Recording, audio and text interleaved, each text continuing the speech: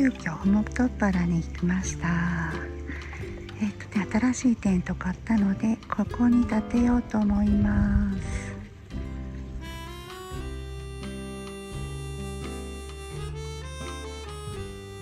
コット完成。今日は一人でちゃんと組み立てられました。思ったよりもね、奥行きがあるね。並べようと思えばコット2台並べられそうです。シュラフを干すのに使っちゃう。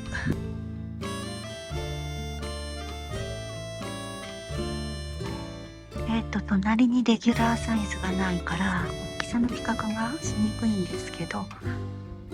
入り口の1回頭をかがめないと、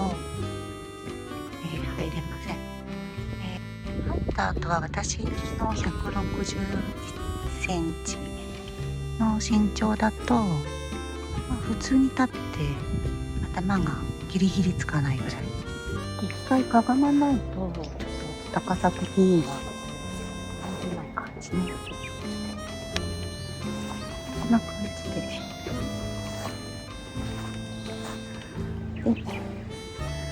入った後はいろんなものがちょっと邪魔にはなるけど、この辺だとついてるから使いにくいかな。ちょっとテーブルとかが邪魔になるので、ここだったら頭は使うね。はい、もうちょっとやばい、落ちちゃった。最悪。なんかカメラは無事、画面も無事、髪の毛ボサボサ。もうちょっと自撮り棒ちゃんとしたの。iPhone が落下する事件がありましたけど、とりあえずね、こんな感じで。ここが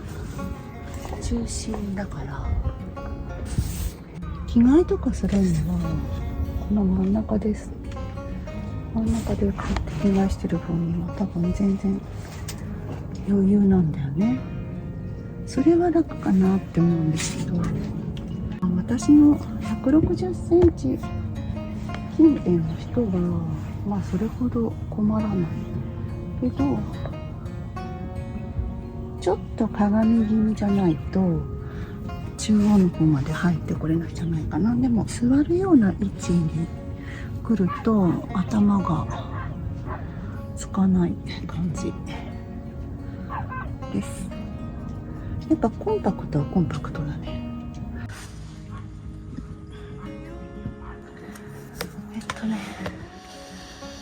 テントの中はソロで使うにはほんと十分すぎるぐらい散らかってるけど広いんですが、こう広い。こんなに余裕がある。ファスナーの高さがね、私の頭のあたりぐらいに後ろね、ファスナー低いんだね。手が余裕で届いちゃう。ってことはファスナーサポートはいらない？ちょっとでもね、閉めるときとか一番下がね奥にね、これ閉めるときにはあった方が楽だけど、高さは余裕だからいらないかもしれない。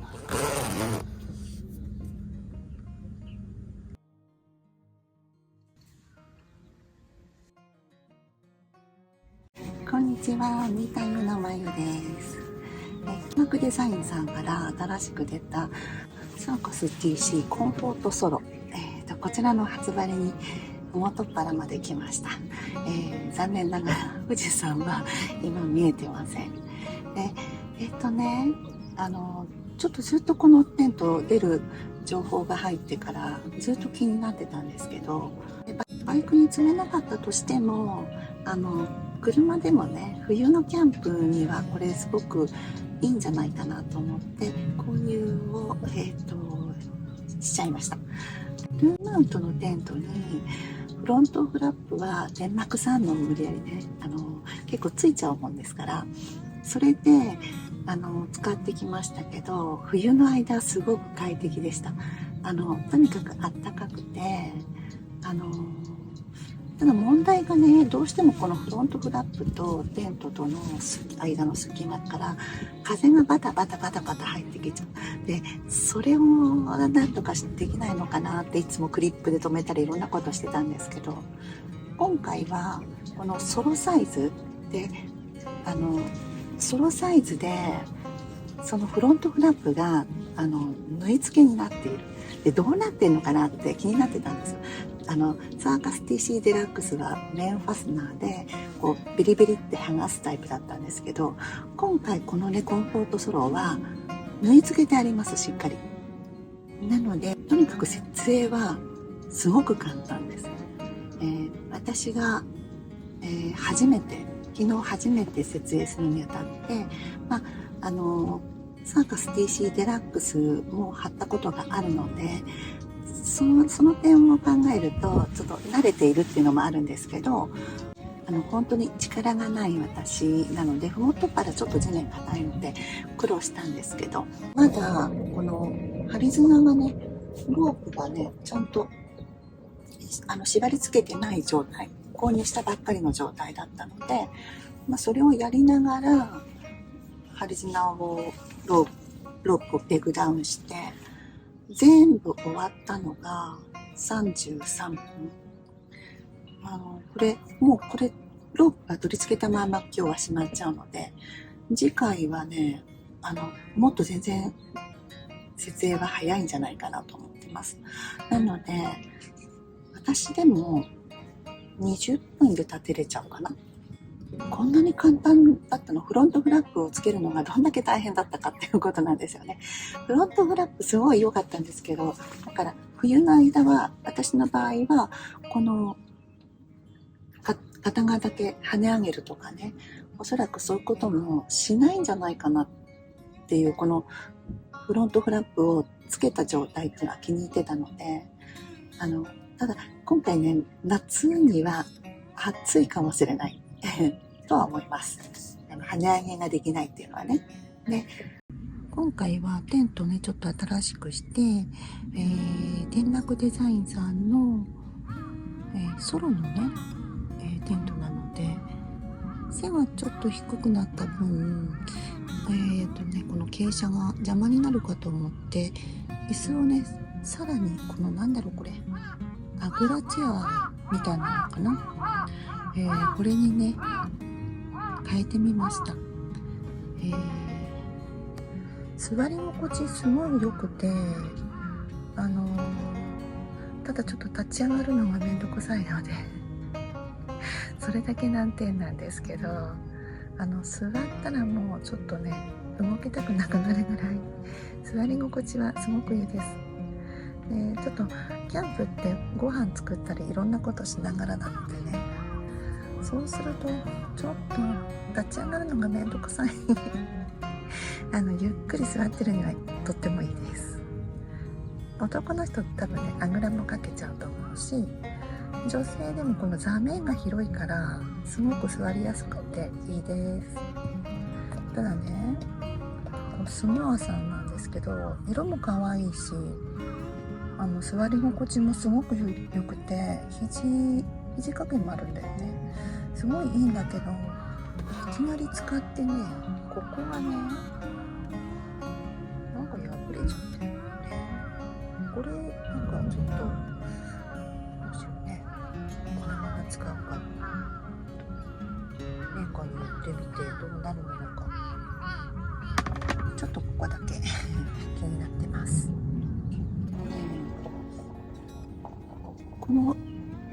今回のこのテントって揃い用として出たんですけど、ソロ用っていうにはかなり大きいです。コットを置いた感じがこんな感じ。わかるかな？横の方から取ると、これがね、真ん中の中央のポールでしょ。この隙間っていうのが、ちょっと、コットをね、もうちょっと、私は余裕があって出しとったけど、そしてコットをね、奥に置いた場合にこんな感じ。もう一台コット並べて置くことができるね。コットがこれ2台は並びますね。私のコットだったら2台並べておくことができるので、実際これ何台入るんだろう。コット3台は余裕、4台いけるかもしれない。ただ使い方としては、それが目的ではないのでね、寝床も、リビングも、全部一つで済むよっていうことで、タープを張らなくてもいいっていう、そういうテントなんですよね。で、高さもかなりあるので、立ち上がって着替えも普通にできちゃう。デメリットは入り口なんですよね。入り口入ってくるときに高さが、私が身長160ちょっとなんですけど、そうするとちょっと前かがみっていうかね、頭をちょっと下げて入ってこないと入れない高さ。入ってしまえば、ちょっとギリギリ天井に頭がつかないかどうかっていうくらいなんですけど、でもちろんこのね、中央の方は立ち上がっていろんな作業ができるので、真ん中だけじゃんっていうよりかは結構ね、立って動ける範囲が広いので、メリットの方が大きいというか、本当に入り口だけです。入り口だけ、ちょっとかがまなきゃいけない。それ以外は全く困ることがなくて、これだけ広いスペースを一人でっていうのもかなり贅沢な感じがします。こんなに大きくなくてもいいのかなっていうぐらいに大きいので、今日は車のキャンプなのでね、いろんなもの持ち込んでますけど、どうやって配置したらいいのって悩むぐらい、どうにでもなる。どうにでもいろんなもの持ち込めるんじゃないかな。かなり広いです。なので今置いてるテーブルも結構ね、大きいテーブル、それを置いてても全然狭くないしね。で、気になってたのはその天井の高さなので、私の場合ちょっと今回は油チェア、あんまりね、私油をかくことがないので、気持ちが悪い。男の人はね、平気なんですよ。あんまり油をかくことに慣れてないので、どっちかっていうと、でも女性でも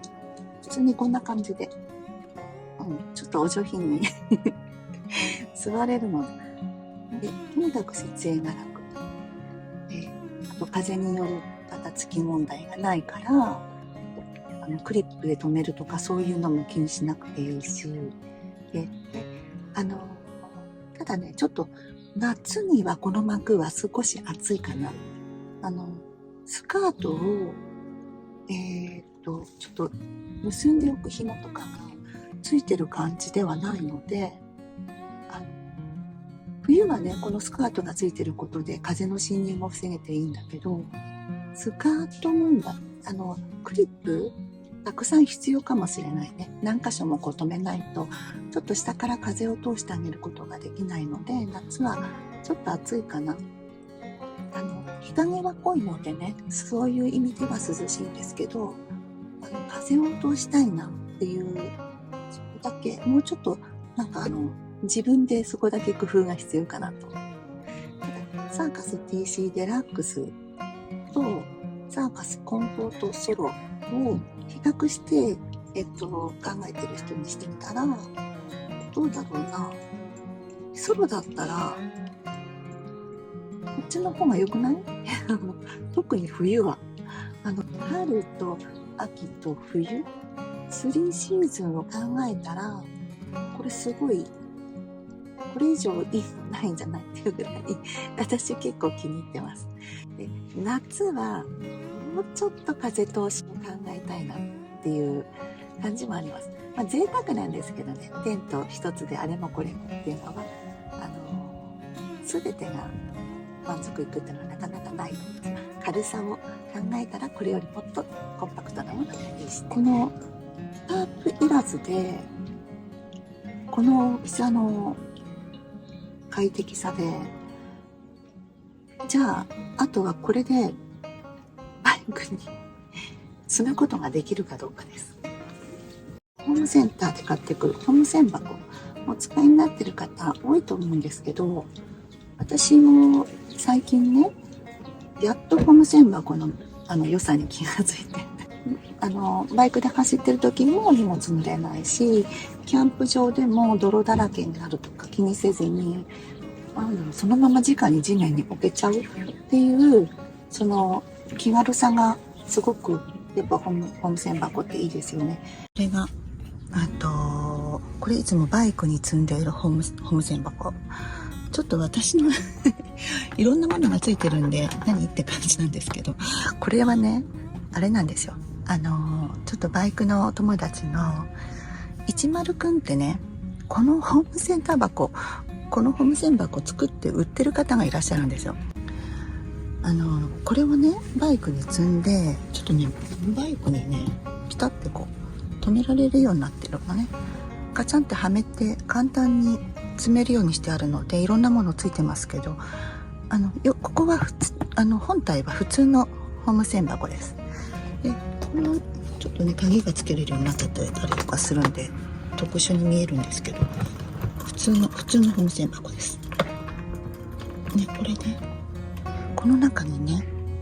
ちょっと今いろいろぐちゃぐちゃ入ってるけど、この中にねっていう600ってサイズなのかな、これね入っちゃうんですね。入っちゃいました。すっぽりぴったりぴったりぎゅうぎゅうただ上にテント入れてからも隙間があるので、その中にいろいろね詰めてはきたんですけど、ちょっと帰りにこれ実際畳んでどのくらいのサイズになるのかがわからないので、もう一度それでね入ったかどうか確認して、なんかそれを上でまだ何か乗せられるかね、ちょっと試してみたいと思います。じゃんじゃん、これ10ボックスになんとかね入りました。ちょっといろんなもの、さらにね他にもいろいろエアマットとかお鍋とか扇風機とかランタンとか、まだなんかこれ以上まだまだ入りそうな気がするけど、とりあえずこんな感じで入っちゃいました。テントをゴム栓箱に入れて、タンデムのシートに乗っけて、他の装備はかなり軽くして、ちょっとデイキャンプちょっと合流させてもらったりして行ってみたんですけど、このテント入れてもこんなに軽いのっていう感じだったので、バイクでフル装備の時にねどうなのかなっていうのが